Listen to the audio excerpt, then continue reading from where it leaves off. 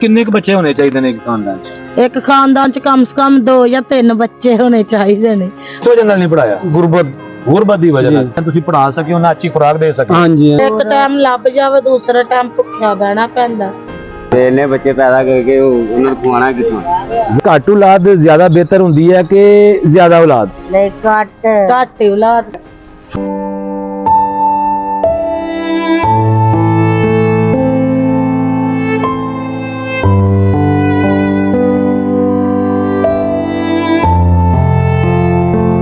Population से मोहम्मद इरफान भट्टी।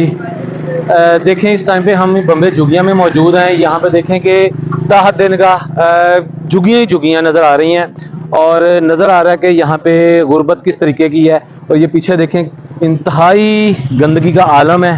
जो कौम अपनी हालत ख़ुद नहीं संवार सकती वो क्या कर सकती है? कुछ भी नहीं। तो इसलिए हमें चाहिए कि सफाई का ख्याल रखें और अपने इर्द गिर्द के माहौल को नीट एंड क्लीन हो। जब नीट एंड क्लीन होगा तो तब ही सेहतमंद मुआशरे की तश्कील होती है। अस्सलाम वालेकुम जी। वालेकुम सलाम। यूसुफ साहब ਤੁਹਾਡੇ ਕਿੰਨੇ ਬੱਚੇ ਨੇ? 6 बेटियां 3 बेटे ने। 6 ਬੇਟੀਆਂ 3 यानी कि 9 ਹੋ ਗਏ। हाँ जी। ਤੇ 9 ਬੱਚਿਆਂ ਨੂੰ ਤੁਹਾਨੂੰ ਪਾਲਣਾ ਕੀ ਮੁਸ਼ਕਿਲ ਨਹੀਂ ਲੱਗਿਆ? मुश्किल है, क्यों नहीं मुश्किल। ਤੇ ਅਗਰ ਇਹੀ ਤੁਹਾਡੇ ਕੋਈ ਘੱਟ ਬੱਚੇ ਹੁੰਦੇ ਤੇ ਕੀ ਉਹ ਅੱਛੇ ਤਰੀਕੇ ਨਾਲ ਤੁਸੀਂ ਉਹਨਾਂ ਦੇ ਅਖਰਾਜਾਤ ਵੀ ਪੂਰੇ ਕਰ ਸਕਦੇ ਸੀ ਤੇ ਅੱਛੇ ਤਰੀਕੇ ਨਾਲ ਉਹਨਾਂ ਦੀ ਤਰਬੀਅਤ ਵੀ ਕਰ ਸਕਦੇ ਸੀ? हाँ बिल्कुल बिल्कुल।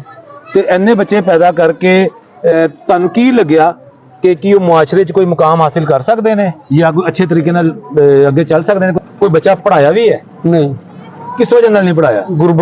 ਗੁਰਬਤ ਦੀ ਵਜ੍ਹਾ ਨਾਲ। ਤੁਸੀਂ ਪੜਾ ਸਕੇ, ਉਹਨਾਂ ਅੱਛੀ ਖੁਰਾਕ ਦੇ ਸਕੇ। हाँ जी बिल्कुल। ਤੇ ਹੁਣ ਤੁਸੀਂ ਆਪਣੇ ਬੱਚਿਆਂ ਨੂੰ ਕੀ ਕਹੋਗੇ? ਬੱਚਿਆਂ ਨੂੰ ਇਹੋ ਕਹਿੰਦੇ ਬਸ ਠੀਕ, ਉਹਨਾਂ ਦੇ ਬਾਲ ਬੱਚੇਦਾਰ ਨੇ, ਸਾਰੇ ਬਾਲ ਬੱਚੇਦਾਰ ਨੇ। ਉਹ ਵੀ ਬਾਲ ਮੇਰੇ ਬੱਚੇ ਵੀ ਉਹਨਾਂ ਦੇ ਕਿੰਨੇ ਬੱਚੇ ਨੇ? ਕਿਸੇ ਦੇ 2 ਹੈ, ਕਿਸੇ 3 ਹੈ, ਕਿਸੇ 5 ਨੇ। ਬਸ 3 ਤੁਸੀਂ ਵੱਡੇ ਦੇ 5 ਹੈ ਸਿਰਫ। ਤੇ ਵੱਡੇ ਦੇ 5, ਤੁਸੀਂ ਫਿਰ ਉਹਨੂੰ 5 ਕਰਨ ਦਿੱਤੇ ਇਸ ਹਾਲਾਤ ਦੇ ਬਾਵਜੂਦ ਵੀ। ਤੁਸੀਂ ਆਪਣੇ ਭੈਣ ਭਰਾਵਾਂ ਨੂੰ, ਦੋਸਤਾਂ ਨੂੰ ਇਸ ਨਾਲ ਜਿਹੜੀ ਝੁੱਗੀਆਂ 'ਚ ਰਹਿੰਦੇ ਨੇ ਦੋਸਤ ਯਾਰ, ਉਹਨਾਂ ਨੂੰ ਦੱਸੋਗਾ ਕਿ ਘੱਟ ਔਲਾਦ ਕਰੋ ਤਾਂ ਕਿ ਉਹਨਾਂ ਨੂੰ ਅੱਛੇ ਤੇ ਬਿਹਤਰ ਮੁਸਤਕਬਲ ਦੇ ਸਕੀਏ। ਇਹ ਤਾਂ ਬਿਹਤਰੀ ਹੈ, ਸਾਰਿਆਂ ਵਾਸਤੇ ਬਿਹਤਰੀ ਹੈ। ਅਗਰ 2 ਬੱਚੀਆਂ ਬੇਟੀਆਂ ਹੋਣ, 2 ਬੇਟੇ ਹੋਣ, ਬੜੀ ਅੱਛੀ ਤਰ੍ਹਾਂ ਬੰਦਾ ਹਰ ਕੰਮ ਹੀ ਕਰ ਲੈ। ਲੇਕਿਨ ਖਵਾਤੀਨ ਨੂੰ ਮਸ਼ਵਰੇ ਵੀ ਦਿੱਤੇ ਜਾ ਰਹੇ ਨੇ, ਠੀਕ ਹੋ ਉਹਨਾਂ ਦੇ ਯਾਨੀ ਕਿ ਔਲਾਦ ਦੇ ਵਕਫੇ ਲਈ ਵੀ ਇਹਨਾਂ ਨੂੰ ਦੱਸਿਆ ਜਾ ਰਿਹਾ ਹੈ ਤੇ ਦੂਸਰੀਆਂ ਚੀਜ਼ਾਂ ਵੀ ਦੱਸੀਆਂ ਜਾ ਰਹੀਆਂ। ਮਰਦ ਹਜ਼ਰਾਤ ਨੂੰ ਵੀ ਦੱਸਿਆ ਜਾ ਰਿਹਾ ਕਿ ਔਲਾਦ 'ਚ ਵਫਾ ਕਿੰਨਾ ਜ਼ਰੂਰੀ ਹੈ ਤੇ ਕਿਸ ਤਰੀਕੇ ਨਾਲ ਕਿਹੜੀਆਂ ਚੀਜ਼ਾਂ ਉਹ 'ਚ ਕੋਈ ਨੁਕਸਾਨ ਨਹੀਂ ਹੈ, ਕੋਈ ਐਸੀ ਚੀਜ਼ ਨਹੀਂ ਹੈ।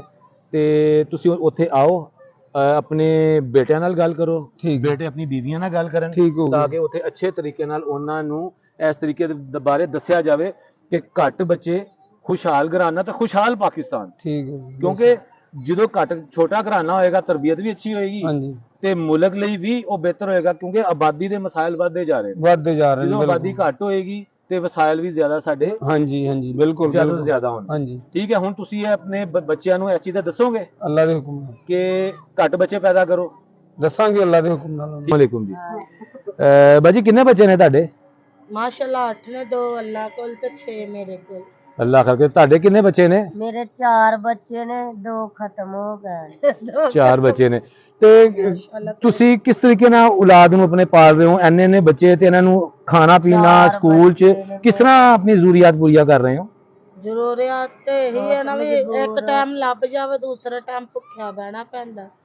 ਸਾਡੇ 3 ਬੱਚੇ ਹੁੰਦੇ ਤੇ ਕੀ ਜ਼ਿੰਦਗੀ ਆਸਾਨ ਹੋਣੀ ਸੀ ਕਿ ਨਹੀਂ? ਹਾਂ, ਕਿਉਂ ਨਹੀਂ ਆਸਾਨ ਹੋਣੀ। ਤੁਹਾਡੇ ਖਾਵੰਦ ਕੀ ਕਰਦੇ ਨੇ? ਝਾੜੂ ਦੀ ਨੌਕਰੀ, ਗਵਰਨਮੈਂਟ ਦੀ ਨੌਕਰੀ ਕਰਦੇ ਨੇ। ਕੀ ਤੁਸੀਂ ਚਾਹੁੰਦੇ ਹੋ ਕਿ ਆਪਣੀ ਔਲਾਦ ਨੂੰ ਅੱਛਾ ਤੇ ਬਿਹਤਰ ਫਿਊਚਰ ਮੁਸਤਕਬਲ ਦੇਣਾ? ਕਿਉਂ ਨਹੀਂ, ਹਾਂ ਚਾਹਾਂਗੇ, ਹਰ ਮਾਂ ਚਾਹੇਗੀ। ਵਕਫੇ ਲਈ ਤੁਹਾਨੂੰ ਬੜੇ ਅੱਛੇ ਤਰੀਕੇ ਨਾਲ ਦੱਸਿਆ ਜਾਏਗਾ, ਜਿਹਦੇ ਦਾ ਕੋਈ ਪੈਸਾ ਨਹੀਂ ਹੈਗਾ ਤੇ ਤੁਸੀਂ ਉੱਥੇ ਜਾਣਾ ਚਾਹੁੰਦੇ ਹੋ?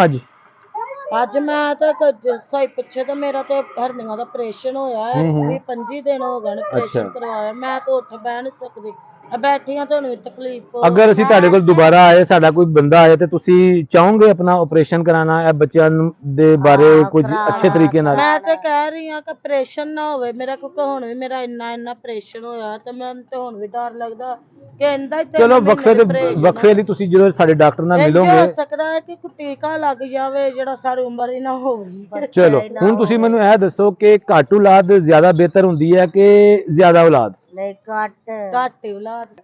ਫ੍ਰੀ ਦਵਾਈਆਂ ਬੱਚਿਆਂ ਲਈ ਵੀ, ਖਵਾਤੀਨ ਲਈ ਵੀ, ਮਰਦਾਂ ਲਈ ਵੀ, बुखार नज़ला जुकाम जनरल हाँ, दवाइयां जड़ियां ना हर चीज हाँ। ਉਹ ਹਰ ਚੀਜ਼ ਤੁਹਾਨੂੰ ਫ੍ਰੀ ਮਿਲੇਗੀ ਮੇਰੇ ਵੀ ਲੇਕਿਨ ਮੁੰਡੇ ਤੁਸੀਂ ਨੂੰ- ਤੁਸੀਂ ਇਸ ਤਰੀਕੇ ਵੱਲ ਆਓ ਤੇ ਸਹੀ ਕਿ ਘੱਟ ਬੱਚੇ ਪੈਦਾ ਕਰੋ ਇਹ ਤੇ ਅਸੀਂ ਤਾਂ ਕਿ ਚਾਹੁੰਦੇ ਬੱਚਿਆਂ ਦਾ ਹਾਂ, ਫਿਊਚਰ ਬਿਹਤਰ ਬਣ ਪੰਜ ਸਕੇ ਸਾਲ ਹੁਣ ਦਾ ਤੁਸੀਂ ਮਾਂ ਕੀ ਪਿਓ ਕਹੋਗੇ ਕਿੰਨੇ ਕੁ ਬੱਚੇ ਹੋਣੇ ਚਾਹੀਦੇ ਨੇ ਇੱਕ ਖਾਨਦਾਨ 'ਚ ਇੱਕ ਖਾਨਦਾਨ ਚ ਕਮ ਸੇ ਕਮ 2 ਜਾਂ 3 ਬੱਚੇ ਹੋਣੇ ਚਾਹੀਦੇ ਨੇ ਹੱਦ ਹੱਦ 4 ਚਲੋ 4 ਵੀ ਜੋੜ ਗਿਆ ਤਾਂ ਹੋਣ लेकिन ज्यादा नहीं।